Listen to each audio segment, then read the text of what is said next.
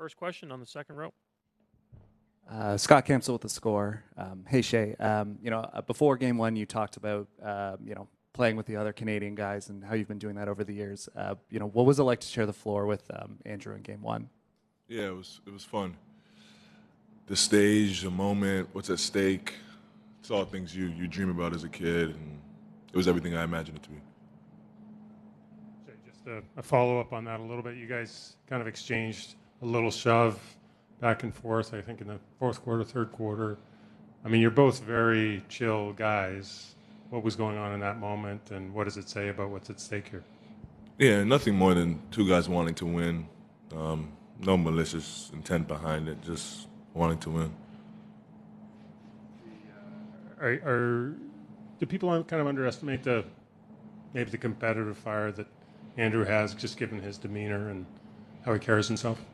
Yeah, he's a competitor. He's a winner. He plays the game the right way on both ends of the floor. Really good player. But yeah, he's a winner for sure. No doubt. Tim, fourth row on your right. Shai, Tim Reynolds with the AP. Mark just said that after a loss, nothing really changes with you guys. And I'm not asking you to contradict him, but it does seem like in those times when you guys are coming off one, there is a little bit more fire there the next time out for whatever reason. Does anything change coming off a loss, or whether it's a win or a loss, do you guys find a way to just kind of go into every game the same way, or is there something extra? Yeah, it does feel like that. Now we like day-to-day interactions, like our moods. I think he's talking more so like those don't really change. The losses are a little bit louder, obviously, like they hurt more, and you try to try to get better through them, and it's a lot easier to learn from a loss than it is from a win, just off of like the emotional aspect of it, and I think that's probably why it looks the way it does. But yeah, nothing like coach is right. Like nothing really changes. The losses hurt a little bit more, I would say. Second row here on the right. Hey, Shai, Drafteados from Spain. The other day we saw a video comparing your moves with Kobe Bryant moves, and they were pretty similar. I mean, the pump fakes, the mid-range shots, they were very similar. I wonder how much you studied Kobe's games to become the MVP that you are right now, and if you have the chance to meet him and maybe get some advice from him. Yeah, he's probably my favorite player of all time. Never got the chance to meet him, to answer your question.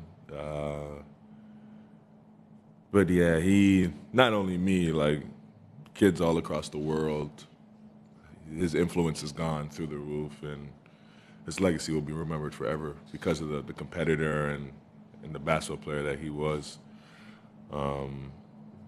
Yeah, hopefully I'm somewhere close to that realm of basketball player one day. But yeah, he is a special talent, special person, and God rest his soul. You're on the left, second row. Hi, Mahakis Jr., NBA correspondent. My question to you is, going into game one, I felt as if you were ultra aggressive. And going into game two, I want to know how you balance being aggressive while also obviously trying to get your teammates involved, obviously being the focal point of the offense. So how do you have that balance, and does it change game by game? I always try to be aggressive, and I never like predetermine it. I always like just let the game tell me what to do. So I guess last game I felt more often than not I had a shot or a play that I could attack on more than in the past, and that's just the way it went. So like the same thing will happen in game two. I'll read the defense and I'll play off my feel and my instincts, and if it's calling for me to shoot or if it's calling for me to pass is what I'll decide to do. Marcus, back right. I'm curious, Shai, do you, after you miss a shot that you know you make and you've made a million times, is it easy to put those away, or do they stick with you? And did this one maybe stick more because it was Drew? They're easy to put away now. There was a time in my career where it wasn't, and you have to grow and learn through that. But yeah, I mean, like, I've just grown to learn, like, you control what you can control. Like, I shot the ball, I missed it. It's written in history. There's nothing I can do now. That is a missed shot, and all I can do is try to be better in the next shot. And that's what I focused on. That's my mindset. And at this point, it's like second nature. Like, I shot the ball. I try to make it. Every shot I shoot, I try to make. And sometimes it just doesn't go in. On your right, Mark Spears. Shai, Mark Spears, ESPN's Angscape. Kind of on the same wave. At what point do you let it go? Was it that, have you let it go to game one? And then also as a leader of this team, do you come in the next day trying to get everybody else right mentally? Yeah. I let it go. I let the, you talking about the whole game? Yeah, I let the game go as soon as I learn the lessons from it.